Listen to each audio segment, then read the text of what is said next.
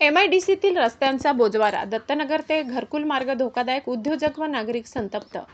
नाशिकच्या अंबड एमआयडीसी परिसरातील रस्त्यांची अवस्था दिवसेंदिवस बिकट होत चालली आहे.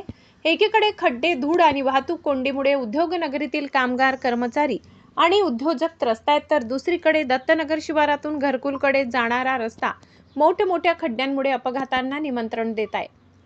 अंबड एमआयडीसी परिसरातील रस्त्यांच्या दुरावस्थेमुळे दररोज हजारो कामगार, कंपनी कर्मचारी, उद्योजक आणि नागरिकांना मोठ्या अडचणींचा सामना करावा लागत आहे. गेल्या 2 महिन्यापासून सुरू असलेल्या रस्त्यांच्या कामामुळे नियोजनाचा अभाव असल्याचा आरोप केला जात आहे. योग्य दिशादर्शक फलक नाहीत, वाहतुकीचे नियोजन नाही आणि नागरिकांच्या सुरक्षेकडेही दुर्लक्ष होत असल्याचे चित्र आहे.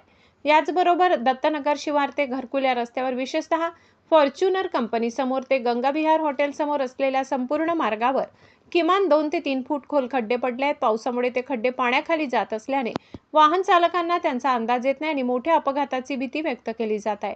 दरम्यान प्रभाग 27 मधील मंजूर रस्ते विकासाची कामे प्रशासकीय किंवा इतर कारणांमुळे रखडल्याची चर्चा आहे. या प्रकरणाची महापालिका आयुक्तांनी चौकशी करून संबंधितांवर कारवाई करावी अशी मागणी करण्यात आली आहे. मनपा आयुक्त, लोकप्रतिनिधी आणि संबंधित अधिकाऱ्यांनी अंबड एमआयडीसी परिसराची प्रत्यक्ष पाहणी करून रस्त्यांची कामे तातडीने पूर्ण करावीत, अन्यथा उद्योजक आणि नागरिक लोकशाही मार्गाने करबंद आंदोलन करण्याचा इशारा देत आहेत.